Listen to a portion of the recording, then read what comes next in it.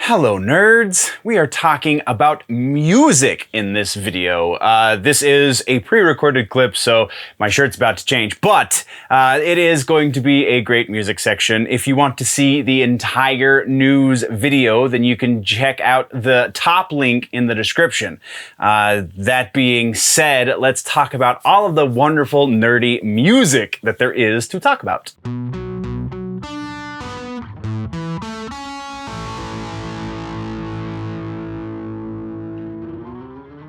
So we're going to kick things off in music like we do. We do have some, no follows, we do have some new music to talk about. So real quick, first impressions on a couple of tracks. We have 3 tracks in the first impressions new music section, and that is Hailstorm is the first one. Hailstorm just released a new single called The Steeple from their new record, which is going to be called Back from the Dead. It is releasing May 6th. This new, what is it? The Steeple, sorry. This new The Steeple track is underwhelming, but I kind of find most of Hailstorm's music to be a little underwhelming. Lizzie Hale is a rock and roll chick if I've ever seen one, and she can write a catchy tune, but it doesn't do a whole lot to keep my interest past like the first, second verse. Ish. And I don't know, active rock, I guess, isn't my subgenre, if you will. So next, we're going to be talking about the new one from Arch Enemy. Previously, we talked about their first single off of this new record, Deceiver, Deceiver, which was kind of underwhelming. This new track is called Handshake with Hell, also from the same record that is coming out July 29th, named Deceivers. This was definitely a step up. I do think this was a smart choice on their part to start the new record with this song. This one is legitimately interesting vocally speaking. There is a lot more play with Alyssa, I think is how you're supposed to say her name. Alyssa White-Gluz. She's getting a little bit more experimental with the vocals on this one, and I appreciate that, but the song structure is very predictable, even if it is pretty good production-wise. It's just the songwriting is just, verse, chorus, bridge, solo, verse, out. Like, you can see it coming a mile away. If you're a fan of Arch Enemy, you'll definitely dig this track. I'm not the hugest fan of Arch Enemy since Alyssa has become the vocalist. So yeah, didn't really do a whole lot for me. Can't really recommend it, but Our final first impression for this episode is Red Hot Chili Peppers' new track. It is called, I apologize, Black Summer.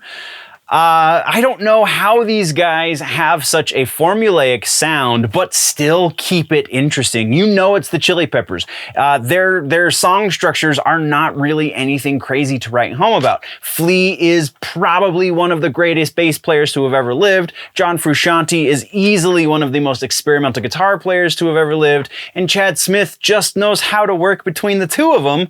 And then Kiedis, I don't know what the hell Anthony Kiedis is doing, especially in this song with those weird pronunciations of the R's at the first half of the, I don't know, Kiedis is kind of the one element of this band that I'm like, meh, I could do with or without Kiedis. He's a pretty solid vocalist, and also a pretty interesting lyricist. Definitely a great lyricist back in the day. These days, I wouldn't necessarily go that far, but very interesting track. I can absolutely recommend this one, which is strange that the two heavy tracks this week were not really recommends, but the lighter track is whole on recommend this new Red Hot Chili Peppers track.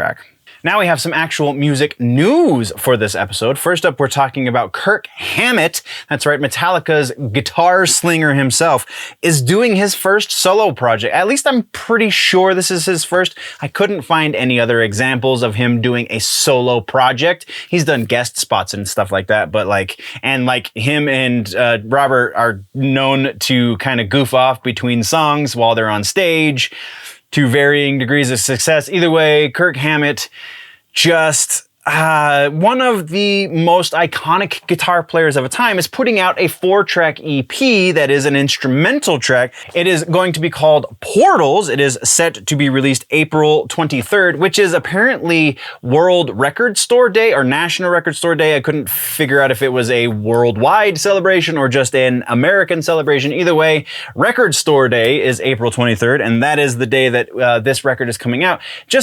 I'm very intrigued to see what Kirk Hammett has to offer without the rest of Metallica behind him.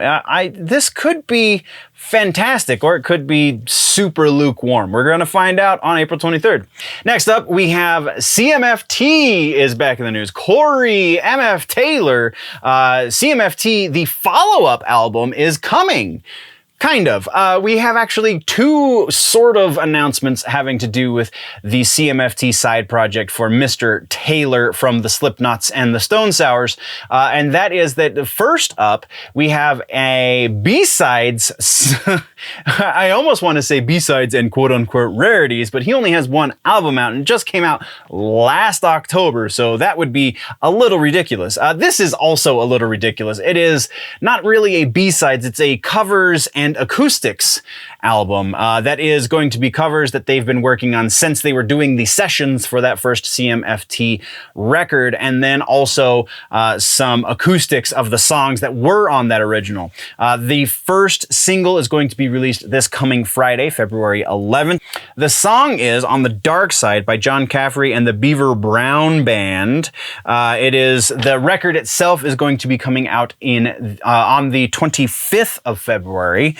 And then Corey says once he's done with whatever it is that Slipknot is working on, that he would like to go into production on the proper follow-up to that CMFT record that again came out last October. So very interesting. If you dug the super bland radio rock that was the majority of that CMFT album, then you're probably very excited about this, but I can't get super excited about it. There was, I think, 2 tracks on there that I really, really liked. Everything else was like, yeah, I can see why he didn't do this as a Stone Sour record. So that is where we're standing with that. But staying in the Slipknot vein of things, we do have a really cool announcement about Jay Weinberg, current main drummer for the band Slipknot. Jay Weinberg was just Jay Weinberg was just named Metal Drummer of the Year by the first annual Drumeo Awards. You can find a link down in the description for all of the other drummers that were nominated for the other categories. And there are quite a few, but each subcategory is pretty large in and of itself. So congratulations are in order for Jay Weinberg. Now we move into tours for the music section. The tours subsection, we have 2 announcements. First up, we have 9 Inch Nails announcing that they are going to be going on tour in North America. They're going to be primarily supported by Ministry and Nitzer Ebb. The tour starts April 28th in Raleigh, North Carolina, and runs through September 24th in Cleveland, Ohio. Tickets on sale this Friday. Link in the description if you can get yours, because usually they sell pretty dang quick. That being said, our other tour that we're announcing, is the continuation of the Mastodon and Opeth tour. They are currently on tour in Europe together. This is the North American leg of that very same tour. It is going to be starting April 21st in Montreal, Canada. I believe that's Quebec. And then runs through May 11th in Riverside, California. Again, links can be found if you follow the link down, or tickets rather, can be found if you follow the link down in the description. Got those 2 backwards. All right, so now our new subsection is the suggestions. We do have one suggestion for music this week, and that is Gojira's new record, Fortitude.